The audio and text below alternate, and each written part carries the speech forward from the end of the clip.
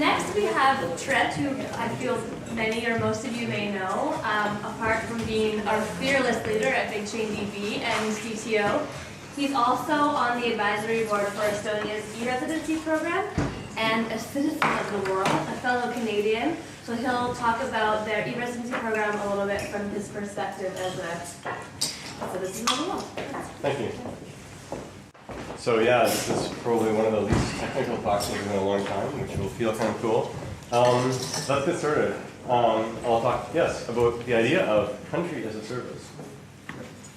So, quick background, I grew up on a pig farm in Canada, middle of nowhere, literally colder than Siberia. But I bounced around. I actually discovered when I was about 20 that most countries don't have winter half the year. So, and upon discovering that, I moved and lived on the beach on San Diego for 6 months, actually. That was wonderful, so pretty cool. And then I also discovered that most of Europe has green grass in January, so that made me happy. And from that, I did a PhD in Belgium, spent a lot of time in Paris, and now live in Germany. So I've kind of bounced around. My dear wife, who's here too, Masha, she's also bounced around, so I think between us we have 10 countries, so something like that. So what that means is we really see ourselves as citizens of the world, right? Less allegiance to any given country and more about allegiance to this tribe called humanity. And it actually kind of is in line with this, the trends of the world too, you know. This is a slide. A lot of these slides, by the way, I didn't create. I took from the advisory board team because they create slides and I work with them, the e-residency team, sorry. So this is one of the things they talk about where there's these different trends out there, right? Global labor trends. Things like global online freelancing is growing, right? 45% per year. We're going to have 100 million new online workers by 2020 globally, et cetera, et cetera. So there's a lot of things where it's not just anecdotes that you hear from people like me or probably half of you in this room, but there's actually large-scale data points too. One other data point I saw recently is Prince Otterberg, 50% of the people there have lived overseas. So that's pretty cool, right? And probably not much different here in Kreuzberg and otherwise. So, but there's a challenge, right? Typically citizens have rights, if I'm a citizen of Canada or USA. But what rights do I have as a citizen of the world, right? It's kind of a statement that sounds cool, but does that lead to actually any rights? Well, you can ask, could a country that has a lot of authority, as Thor talked about in his talk, step up and create a virtual home for these rights for citizens of the world, or for businesses that these citizens start, right? Is that a possibility, right? Well, enter one particularly interesting company, Estonia. And Estonia is just the start, right? This is actually a pretty cool global trend that's happening, but let's talk about Estonia a bit. Now, myself, you know, when I first moved to Europe to study in my PhD, I barely knew the difference between Belgium and the Netherlands. Like, there's Belgium, there's Holland, there's Netherlands. Is that one country? Is it two? Is it three? It's embarrassing, right? I'm silly North American. And a lot of people also get confused, you know, there's Estonia, there's Latvia. What about Riga? Is that a country, right? And Lithuania. So I'm going to just clarify for you guys here.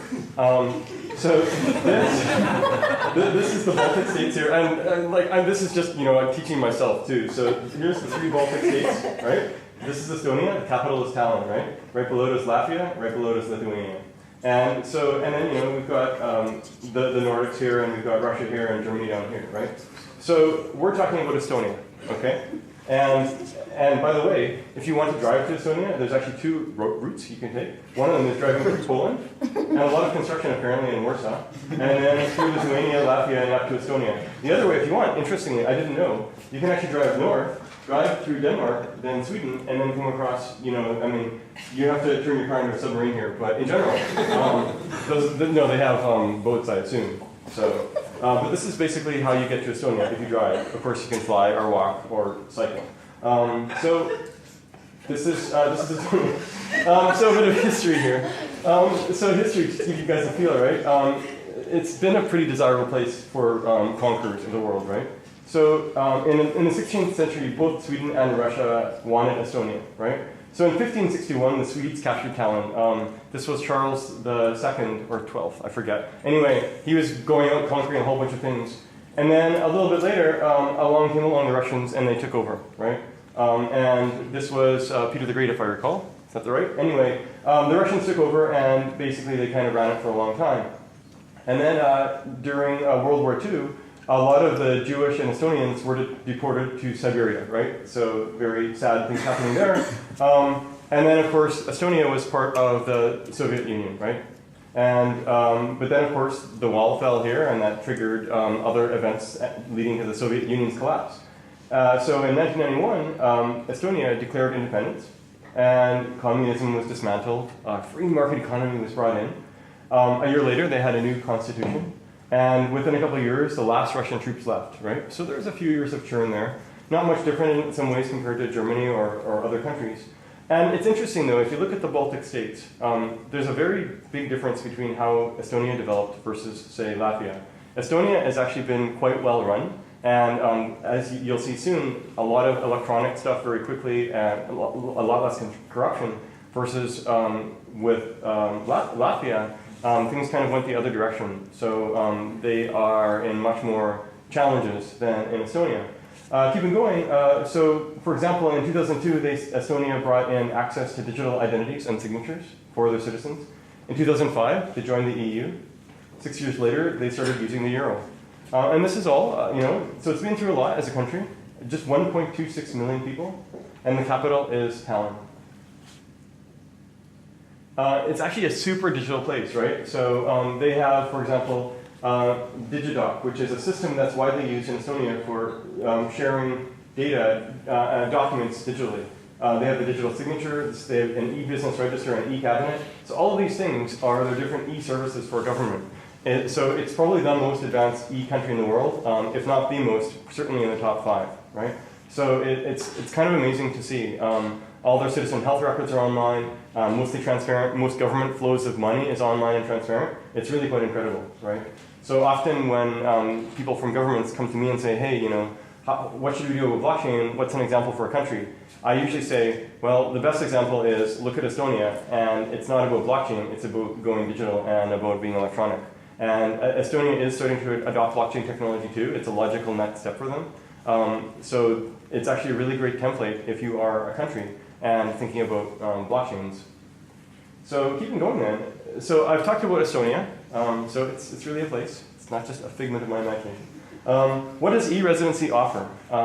And what does that mean? So I'm going to just give a few angles. You can think of it as digital identity plus digital services. And this, by the way, is complementary to something like Authentic, because this is something offered by a government, right, for particular government things. There's also ways to be complementary, right? I probably won't get into it later, but to give you a feel, Authentic has a way to verify people in a very lightweight, efficient way, right? Whereas to get an e-residency, I'll talk a bit later, but you actually have to sit down with someone at an embassy and have a face-to-face meeting right now. So, right? They're working on improving it, but that is painful, right? So how are they going to improve it? Well, maybe exactly with Authentic, right?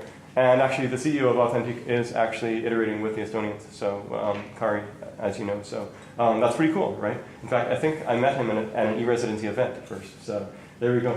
So they offer the identity, and then once you have the identity, you can do these digital services, right? And the government does not offer services for adult sites, sorry guys, but it does offer things like tax and otherwise. So everyone wants to visit their tax website every day, of course. And this is also pretty interesting. It offers a virtual business environment for a new generation of internet entrepreneurs. And in a bit here, I will go into some very specific use cases.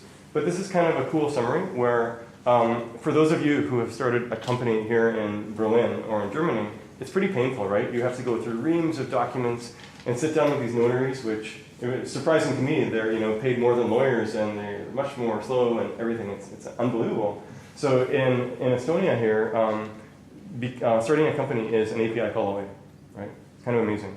And there are companies that are actually helping you to start your company, so there's really nice services on top, UXs and so on. So some of the key things that it offers with e-residency is there's the incorporation and administration of companies, right?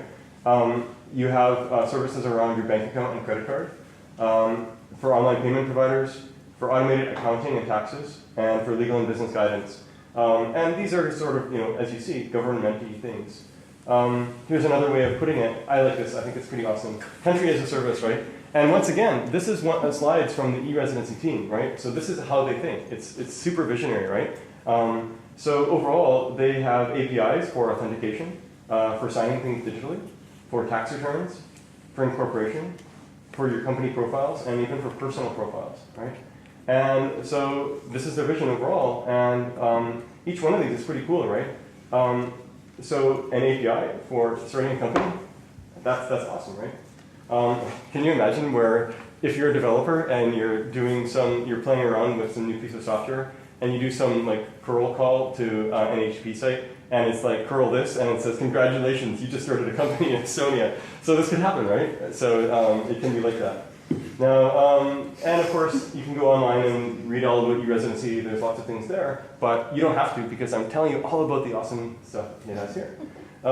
So you might think, is this for me? Or why might this be interesting, right? Because you could just become an e-resident because it's cool, right? But that's kind of not really the point.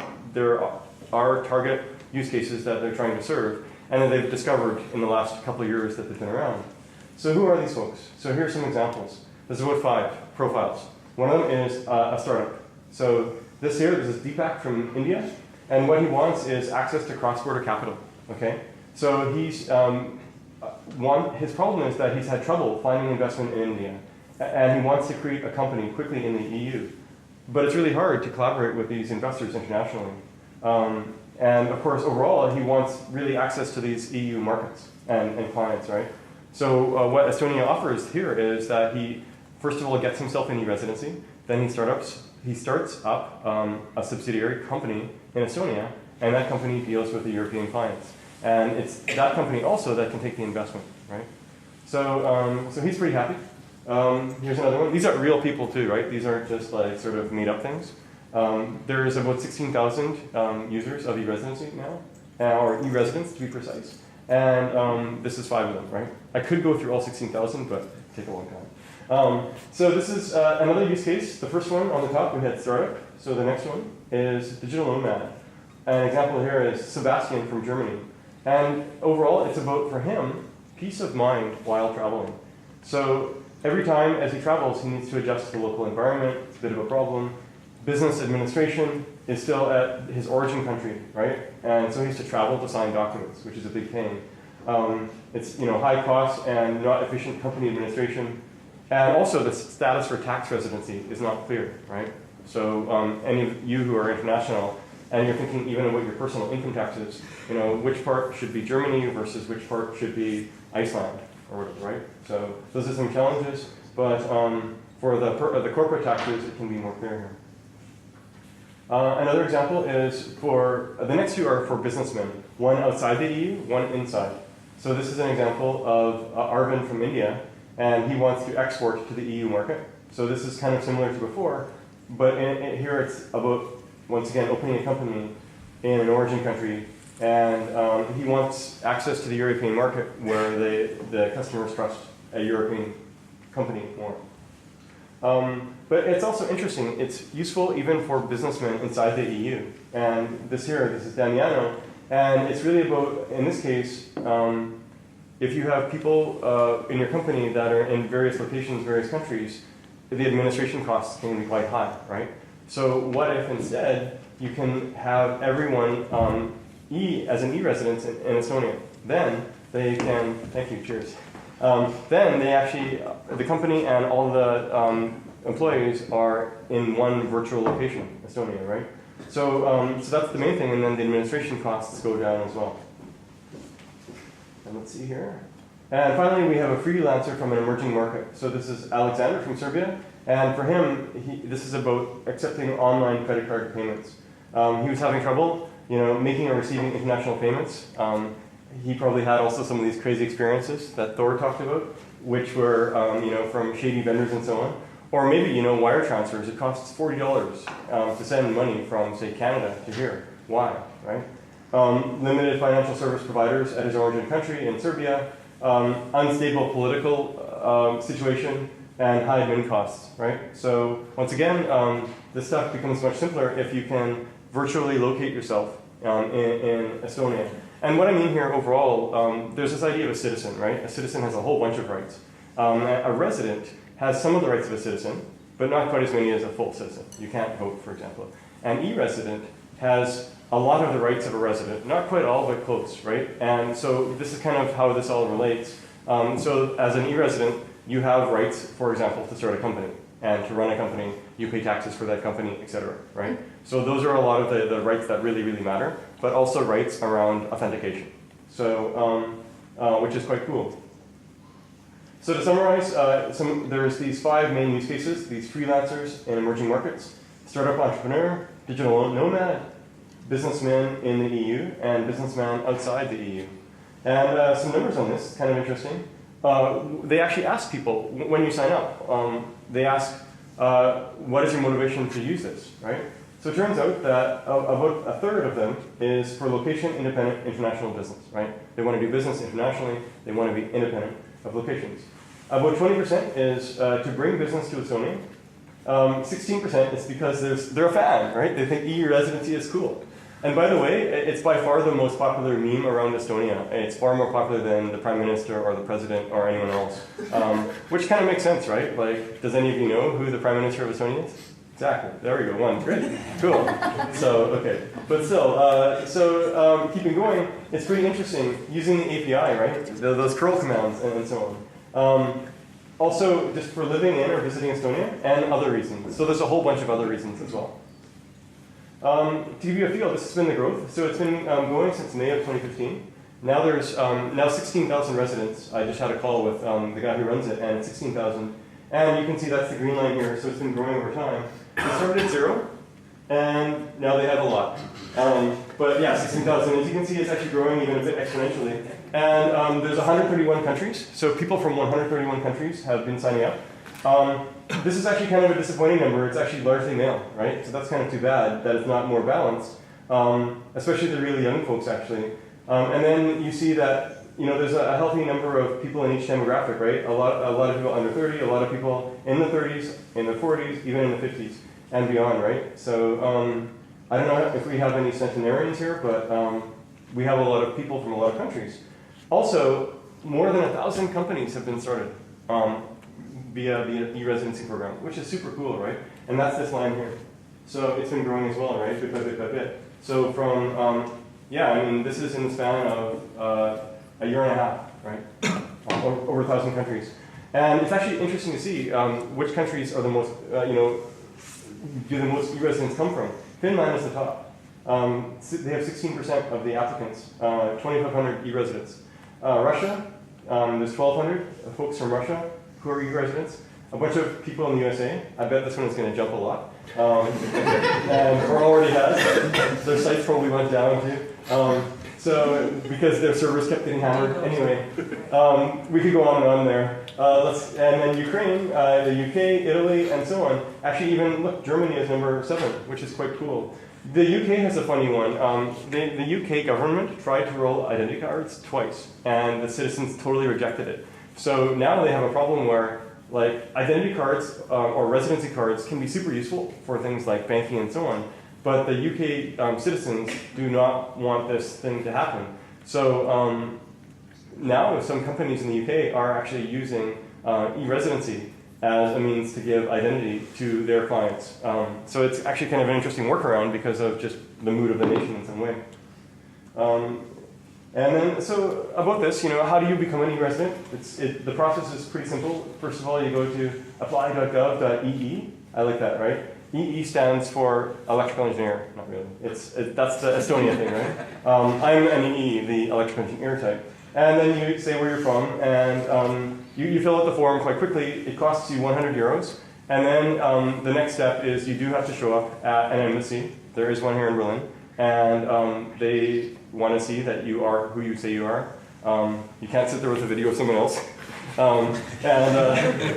Basically, then a few weeks later, you get your card in the mail, right? And it is like it's a card, and it's got a smart chip inside, and there is USB readers and stuff for this that you can make it talk to your computer via a special USB plug-in. It comes actually when you get your card. So overall, It's 100 euros for the state fee, but then also if you want to register a company, it's another 270. So overall, about 375 euros or so if you want to start a company in Estonia, right? With all the bells and whistles, etc. So that's fun. A bit of history, right? So I've told you some use cases. I've told you how you can do it yourself. And what led to this, right? So first of all, as I've mentioned, Estonia is super digital, right? It has been ever since the wall fell. So that helps a lot. So it had that kind of as a starting point. But then overall, they consider themselves a startup within a government, right? Which is also very rare. So, you know, these are sort of startup maxims. Live fast, fail fast, correct fast, agile and iterative, based on user input and feedback. And they have a dedicated team and resourcing. So when they started out, there was about 4 people in 2015. One guy leading it, his name is Casper. I'll show some pictures later. And now they have about 8 people, and it's probably going to grow to 15 within this upcoming year. To give you a feel, they have, you know, growing momentum that way. And they went through a few phases. So first of all was validation, basically mock-ups to see, do people really want to use this? What would it look like? So they had some mock-ups of, you know, give your name, your country, your email. They had some people that they tested with. This is some famous Estonian dude who I have no idea, but I got it from the slide. Would you know by any chance? No? Okay. So there we go. It's not the Prime Minister, you know that. And so basically this is the first phase, right? They didn't build anything, they just wanted to see, could this be interesting, right? And then the second phase was over the span of a year and a half from early April in 2015 till last fall. And this was basically building out that minimum viable product. And they shipped something super simple, and then they iterated and built and made it better and better. And this was along 4 different flows. One of them was the processes, so you could have online applications working with the embassies. At first, you actually literally had to go to Estonia to get this, right? But then, you know, to make it easier, they trained up people in embassies, and they're going to make it easier yet. They want to get to automated due diligence, right? So authentic, pay attention. Very good. Thanks. Anyway, legal, so losing the link to Estonia. So basically here, it's less tied to Estonia itself. Online bank accounts, all of this. And then the services, you know, they have support in English, then supporting bank transfers, APIs to incorporate, that came out last September, which is super cool. Authenticate and sign. Actually, one thing that happened also, there's a company called Funderbeam based in Estonia, and they make it where now it's an API call away from getting your company funded. So they accepted funding from Tim Draper, a famous VC, and it only took him 5 minutes. To wire the money, to do it all, to sign all the paperwork, took him 5 minutes via the Funderbeam API, and he used it to fund Funderbeam, which is super cool. So, and the comparison though, normally it's you know, hundreds of man hours of work, sitting down with notaries and all this. That goes away and it's replaced with 5 minutes, digital signing, all of that. So super cool. And they have partners that they've been growing, business, fintech, and more. So phase 3 is basically more about scaling up, going to market. So they have a prettier website now. They've been doing more outreach. And one thing, partly where I got involved, is they've asked me to be on the advisory board. And actually, by coincidence, we also have another advisory board member here tonight. Where's Sherman? There we go. Hi, Sherman. So we have about 12 advisory board members, and Sherman is one, I'm one. And most of the people in the advisory board, it's basically super international, high variety of people from various professions. And so the USNEC program, it's, you know, now it's going to market, it's scaling up. It's really found a product market fit. They're partnering with things like the UN, ID 2020, which is a big identity summit, and many more. A lot of their early partnerships were more based in Estonia. For example, Swedbank, which is, interestingly, it's the big Swedish bank, but it also happens to be the biggest bank in Estonia, sort of like the central bank of Estonia. They have, you know, they work with NASDAQ, Funderbeam I mentioned, Teleport, which is an Estonian startup, including I think one of the Skype founders, and more. And this is a growing list. This is just a subset of their partners. And they've been doing other things. So they had their very first conference, actually, on identity last September, and I was fortunate to go. And I brought my dear wife Masha, as well as Brett, one of our the Big GDP team members. Is Brett here tonight? No. Okay. So this is Masha and Brett, and we were at this conference on identity, and so this is the conference. It was called Future of Identity. Super cool. It's likely going to be every year. And it was very interesting because you had these identity experts as well as some blockchain experts, as well as government officials, all kind of swirling around, and all other sort of walks of life too. And so a lot of learnings there, a lot of knowledge dissemination. And actually, it was followed by a hackathon that we hosted, and we worked with the folks that build IPFS, Protocol Labs. And so this is a picture from the hackathon, and actually Brett ran it. So kudos to Brett, he's not here, but maybe he can hear me. So overall, this was the hackathon, some really cool projects that got built this day, and there will be more of this happening too, we see. And also, I mentioned there's the advisors. So this is all the advisors. To give you a bit of a feel of the flavor, on the far left, that's Anju, and she was with the World Economic Forum. Now she's in residence at Stanford.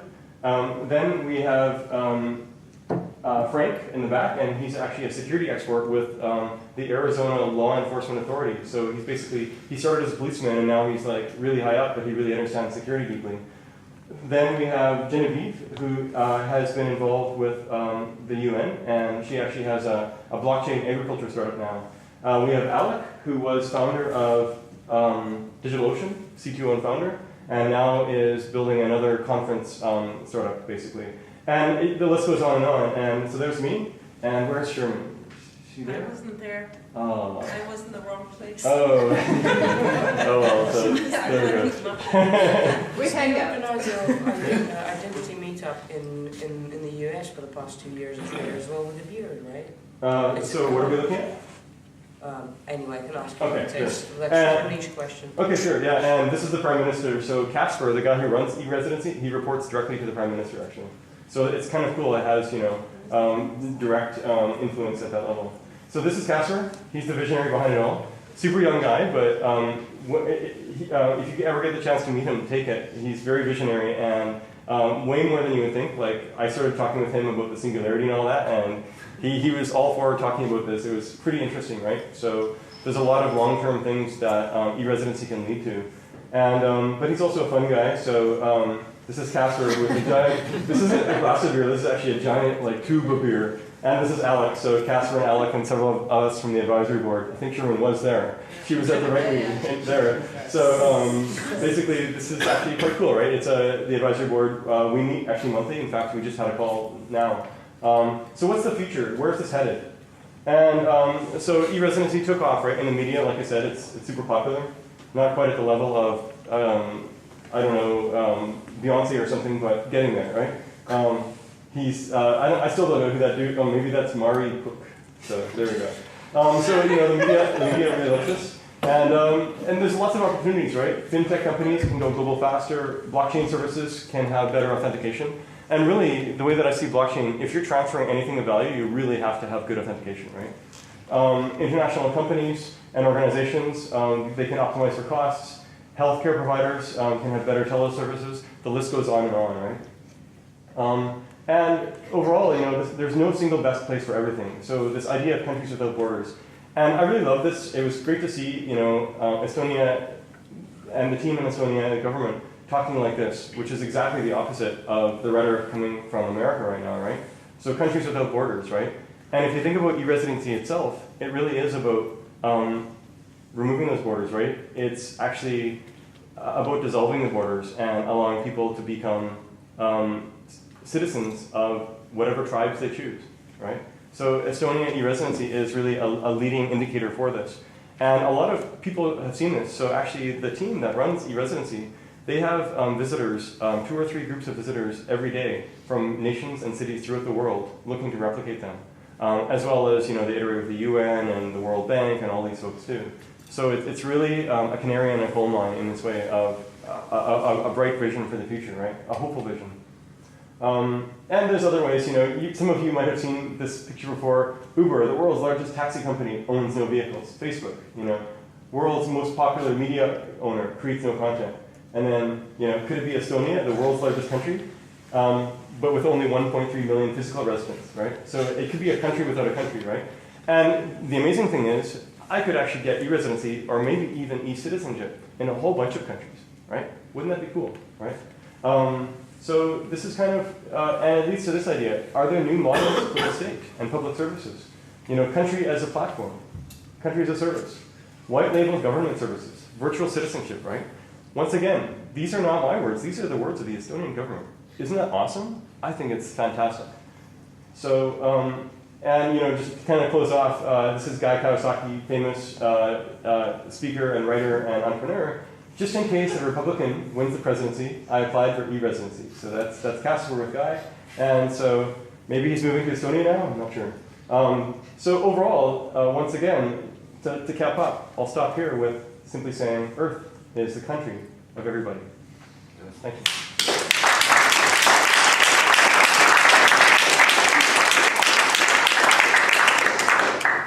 I have a question. Are you an e-resident of Estonia? So I wasn't when they asked me to be an advisor, and then I thought about it, and I'm like, I want to, but I don't want to do it just for coolness. So what I'm doing is I'm waiting until there's a use case that applies to me, and that's my own way of testing back and forth. So maybe it's slightly embarrassing to say, but it's a way where I keep it real as an advisor, right? So, yes. I have a question, like my usual question is like, I really like it, can I have two?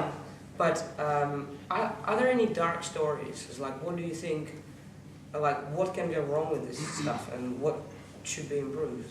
Because I met Casper as well. Yeah, oh cool. A couple of years ago in London. Yeah, he was here in Berlin too about a year and a half ago. So I see Yanislav is back there, Yanislav and me, and who else was on the panel with us, Greg?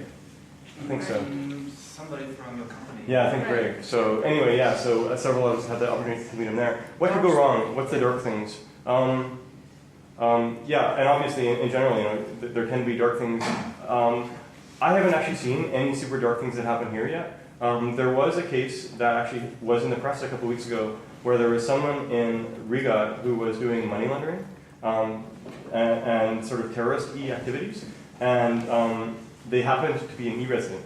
And so there was a bit of negative press there, but it turns out that the reason they got caught was precisely because of the transparency of the e-residency program, right? So, so while it got negative press there, in that case it was a positive thing. Overall, it could be where maybe if you get vetted for identity and you somehow manage to fake your identity, then you get to do things the same way otherwise. So that could be one thing. And also, I mean, it's harder to fake, but of course they're going to try to lower friction. But in this case, if you're fraudulent, you get to do more things, right? So because you have more rights. So you get to act, instead of just, as holding this credit card, you get to act as a sort of partial citizen, right? So there could be some dark things coming from that. I haven't seen stories of that, but I'm sure there's going to be some negative things happening, right? More questions? Yes? So let me just get this straight. So I saw there the two major countries are Sweden and Russia. Is Sweden in the EU? Yes. Okay. It was Finland. It was Finland. Finland, sorry, Finland and Russia. You're right, thank you. But user cases for people in the EU, they're already in the EU, they already have businesses. Why are they, do they know why people are doing the whole e-residency thing? Yes. Besides it being cool? I mean, I understand, like, for example, maybe it's the administrative cost is a little bit cheaper, but at the end of the day, so taxes are the same, right? So overall, I mean, if you're a startup that has, one hacker in Berlin and one hacker in Warsaw, et cetera, et cetera, et cetera, then it's a really, really big pain. So there's a difference between admin costs and taxes, right? So we're talking about admin costs here, right? And so this is one example. The other example is the digital nomad, and this is actually where you might have a person who spends a week in Paris and then spends a week in Berlin, et cetera, bouncing around. And where can they actually physically locate their business? Especially, they don't want to have to travel to sign some physical document often, right? Everywhere. Okay. Right. Gotcha. So, and this is actually, I think it might be the very biggest use case of all, if I recall. I don't think so, because digital nomads have the incentive to settle there where the lowest taxes apply. This is not Estonia. So there are definitely countries which don't tax foreign sourced income. Depends on the nomad, right? Very much recommended for digital nomads. Okay. But yeah, maybe this is easier. So I've also had experience that in the past that company registration is not as easy as it could be, but on purpose. Yeah, they want to know more about you, who you are, and don't want to give random people from internet bank accounts to do all kinds of stuff with it. I mean, Yeah, I don't know what they're doing, but some of my friends actually went to Malta instead of Estonia Yeah. for the same reason. there's lower taxes. Bulgaria as well. Actually, just thinking out loud about the dark thing, it would be super awesome if an AI got e-residency. That'd be Yeah. really cool. So, anyway, more questions. And the people are the nomads, but the companies are not the nomads. The companies are incorporated in a given country. Yeah, yeah. So the moving around is not really Yeah. a question for the company. Yeah, agreed. Yeah. So these use cases aren't some theoretical thing. This is actually they've gathered the data of like of these 16,000 people. What are the reasons that they use this, right? So that they actually had different theories initially about who might use it for what reasons, and it turns out that really like kind of the summary killer app is it's actually much more about people trying to do businesses somehow related to Europe, somehow related to traveling, right? Yeah. And this is why I will play the devil's advocate, but for me, Yeah. if I was focused enough, it's just like a sexy marketing program about quick, lightweight incorporation for companies. Because you're talking about residency, it doesn't give you any visa rights. If you're coming from India, that doesn't grant you any working permit. No, it doesn't exactly. It's not trying to, right? But it's different than that though because if you want to incorporate a company, if I want to incorporate a company in Canada, I actually have to be in Canada, right? Like I have to be a resident of Canada or a citizen of Canada, right? If you want to incorporate a company in Liechtenstein or Yeah. Panama, you don't have to be there. Right. And that's a country where the Yeah. number of company per capita is certainly one of the highest. Yeah, so that's great, right? And it sounds like they did a bad job at marketing, right? So and maybe it's par in some ways, but Estonia had, they're not alone in some pieces of this, right? Which is really healthy. It's really great that more countries are doing similar things, sometimes before, sometimes after, but they're really trying to flesh it out around this idea of e-residency, which is, it's sort of a label that captures the imagination. And because it's towards citizenship and nations without borders, right? Yeah. Actually, maybe we'll get others. So brainstorming on your question, what's the worst case? I think the worst case is that Estonia is losing the e-residency because if European Union is unhappy, they can block it. For example, when you run your consulting company in UK, they are not really happy to accept that your company is registered in Estonia because of the tax reasons. So the corporate tax, when you are doing it right, you will not pay almost zero corporate tax, which is in UK 20 or the other countries. So what do you think about this worst case? The European Union is unhappy and they stop the vote in the e-residence program? Potentially. I think with something like that, given how slow the EU moves, the Estonia would see it coming. And obviously they're a member of the EU itself, right? So they would see it coming and work with them to resolve it, right?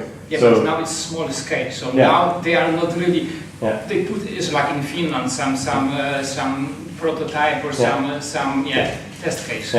Yeah, it's small scale now, it's growing, so we will see. It could be very interesting, right? But also, the EU in general, the people running the EU, etc., they also try to think about the future. Where is this headed? And what is happening with e-residency really is where things are headed. Like, it just makes sense, right? Going electronic, all of this. So what exact rights should you be giving out versus not? That's where things have to be worked out in more detail, right? They give out certain rights, but there's this overall trend to actually give out more rights electronically, right?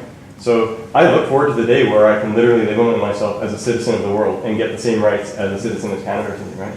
So, yes? But I was missing a little bit like the IDAS, which is like this new regulation for compatibility of electronic passports, basically within the European Union. So they must have this somewhere on the radar, no? Yeah, so on that, I don't know the answer. I can look it up. Maybe I do know in terms of identity assurance. There's sort of 5 levels of assurance. The lowest level is no assurance at all. The top level is, you can see the nuclear codes for the bomb or something, right?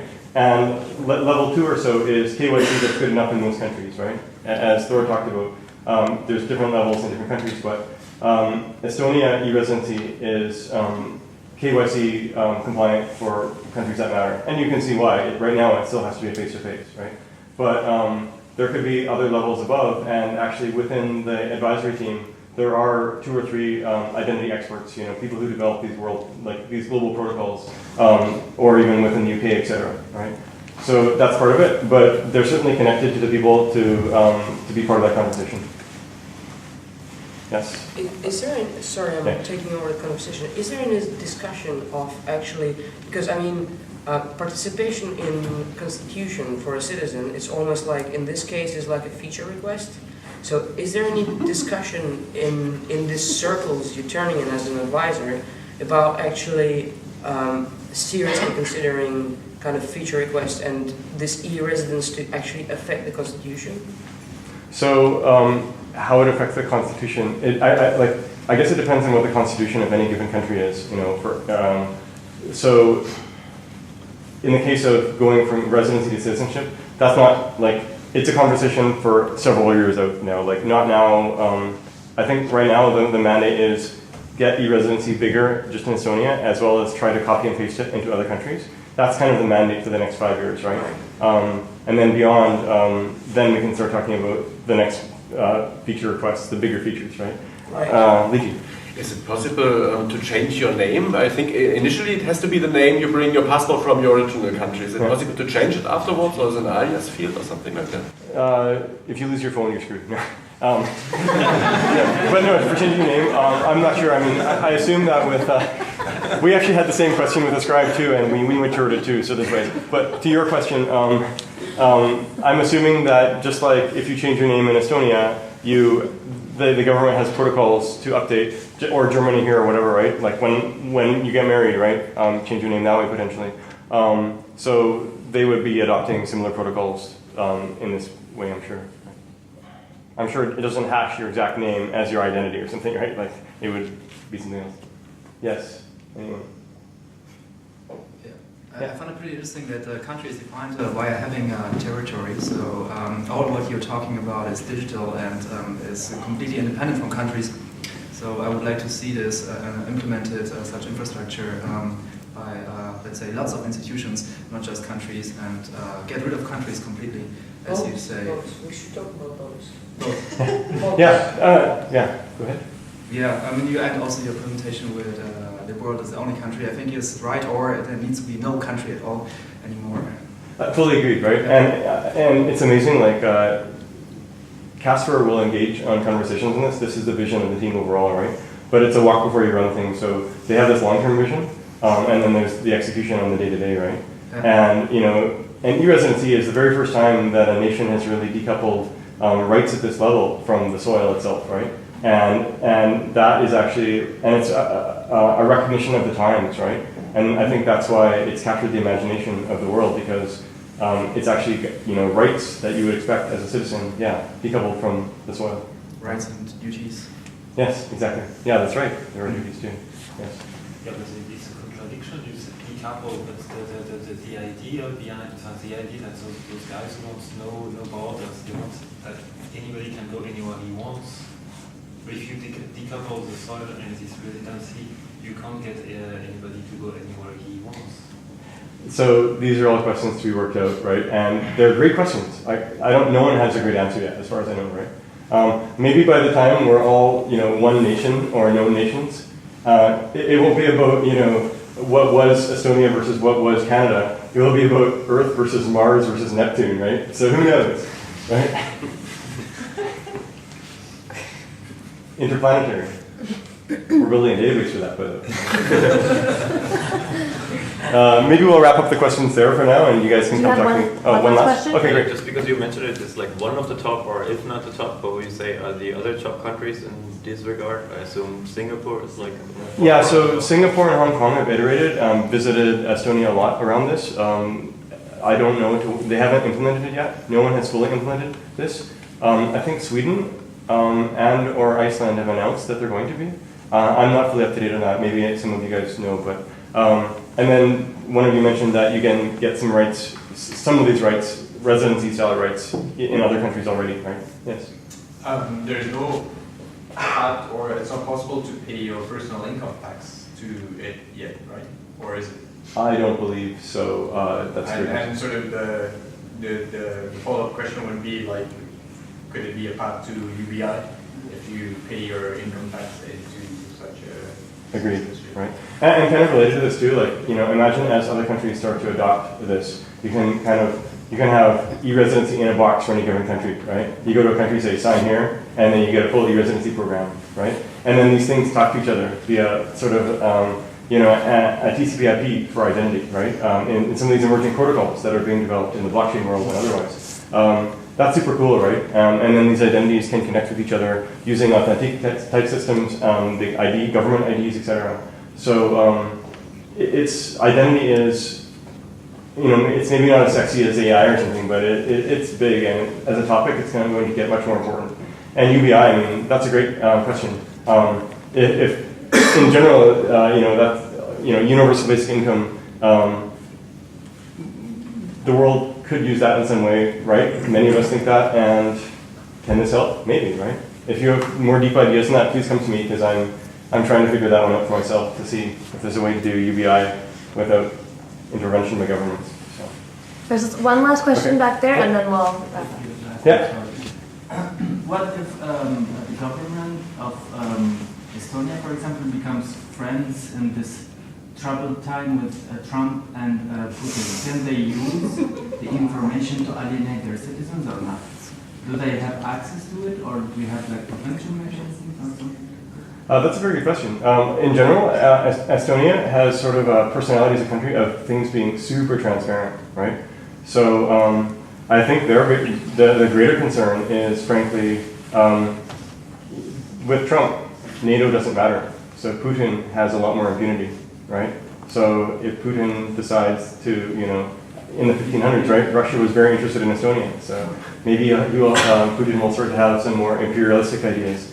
That's a greater concern, right? But the cool thing is, because you have decoupled the citizenship rights from the soil, and it's all electronic, you can actually, and Estonia is mostly electronic, it's actually conceivable that you copy the data to data centers in Germany or IPDB and IPFS, and you're good to go. And this is the future, right? To make the data itself independent of jurisdiction, independent of the soil, right? Let's stop there. Thank you very much.